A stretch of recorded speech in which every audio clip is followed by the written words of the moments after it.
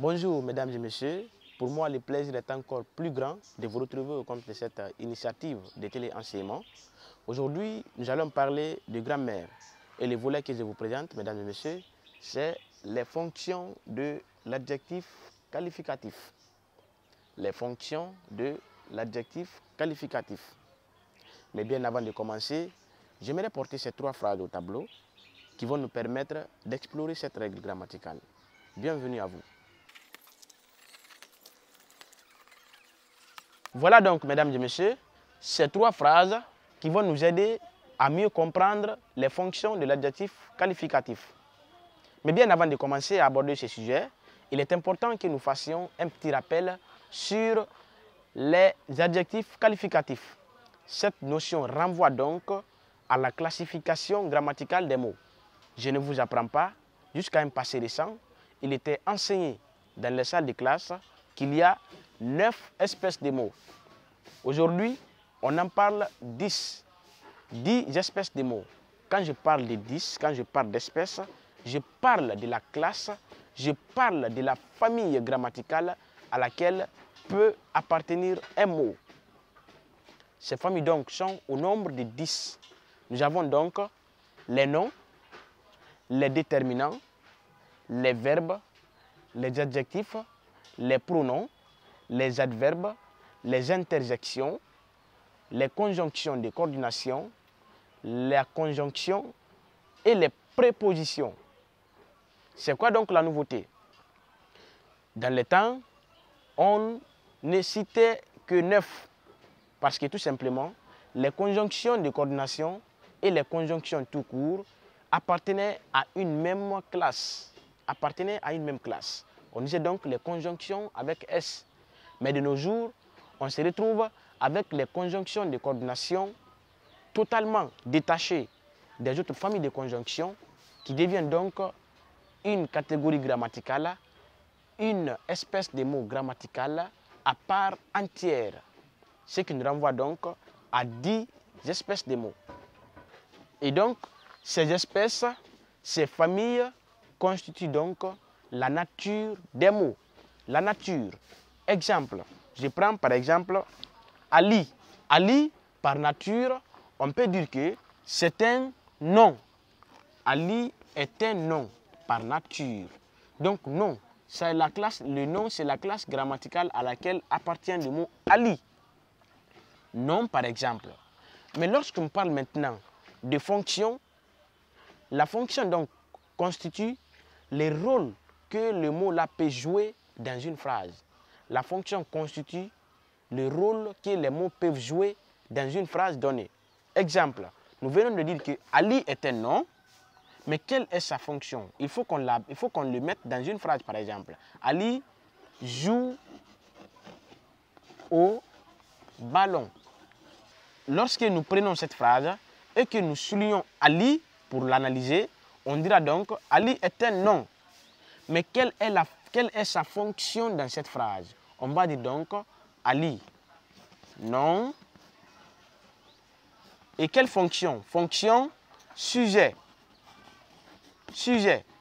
Donc, Ali comme nom par nature et sujet comme fonction. Donc, le nom ne varie pas, mais c'est la fonction qui varie. Si je mets par exemple la même phrase, le même mot dans la phrase, je donne le ballon à Ali. Dans cet exemple, je donne le ballon à Ali. Dans cet exemple, Ali a pour nature nom, mais fonction COI. Je donne le ballon à qui? À Ali. Donc Ali continue de garder sa nature nom, mais change quand même de fonction en fonction des phrases dans lesquelles je les utilise. C'est le même cas avec les adjectifs qualificatifs. Les fonctions des adjectifs qualificatifs. Alors, quand on parle de cette fonction, les adjectifs qualificatifs ne peuvent jouer que 3 fonctions dans une phrase. Attributive, épithète ou mise en apposition. La question maintenant, dans quel cadre on peut dire d'une fonction de l'adjectif qualificatif attribut? La règle est la suivante. Une fonction de l'adjectif qualificatif est dite attributive ou attribut. C'est lorsque l'adjectif qualificatif est séparé du mot auquel il se rapporte par un verbe d'état. Ces verbes d'état sont donc nous avons être, paraître, sembler, avoir l'air, etc. Lorsque vous remarquez dans une phrase que l'adjectif qualificatif est séparé du mot auquel il se rapporte par un verbe d'état, nous disons donc que la fonction est attribut. Exemple, les filles sont intelligentes. Dans cette phrase, l'adjectif qualificatif intelligente se rapporte au mot les filles. Et nous remarquons entre les deux qu'il y a la présence d'un verbe d'état. Être, il y a la présence d'un verbe d'état. Et comme il y a la présence d'un verbe d'état, c'est la fonction de l'adjectif qualificatif dans cette phrase est dite attributive. C'est pour cela que nous allons dire nature, adjectif qualificatif et fonction attribut. Attribut parce qu'il y a la présence d'un verbe d'état qui divise, qui sépare adjectif qualificatif de son nom. Continuons donc avec la deuxième fonction qui est appelée fonction épithète. Quand parle-t-on d'une fonction épithète en parlant des adjectifs qualificatifs? La fonction d'un adjectif qualificatif est dite épithète. C'est lorsque dans une phrase, l'adjectif qualificatif est directement lié au mot auquel il se rapporte.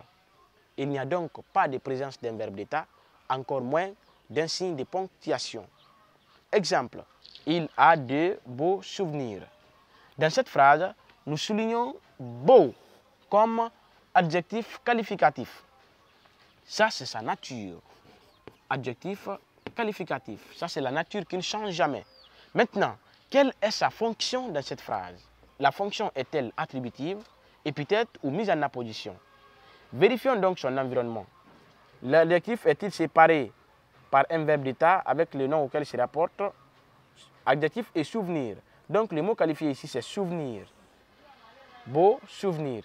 Nous remarquons entre les deux mots, entre l'adjectif et le mot auquel il se rapporte, il n'y a pas de verbe d'état, encore moins d'un signe de ponctuation qui peut être une virgule par exemple. Donc il n'y a rien. Les deux sont directement liés. Donc cette fonction est dite donc épithète. Continuons donc avec la dernière fonction, c'est-à-dire fonction mise en apposition ou fonction apposée. Quand parle-t-on d'une fonction apposée? La fonction d'un adjectif qualificatif est dite apposée.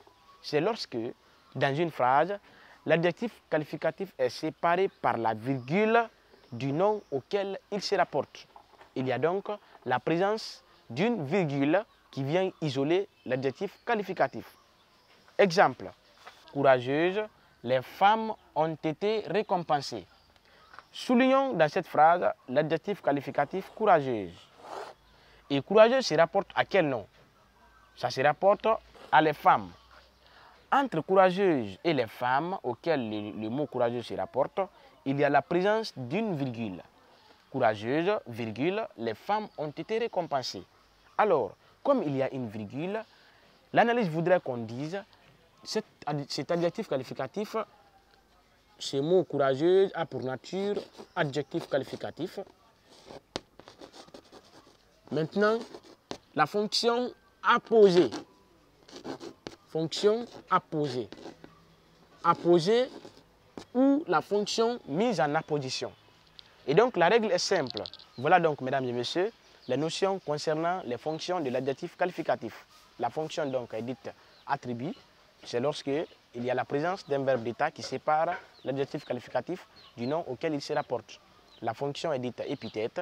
C'est lorsque l'adjectif qualificatif est directement lié au mot auquel il se rapporte.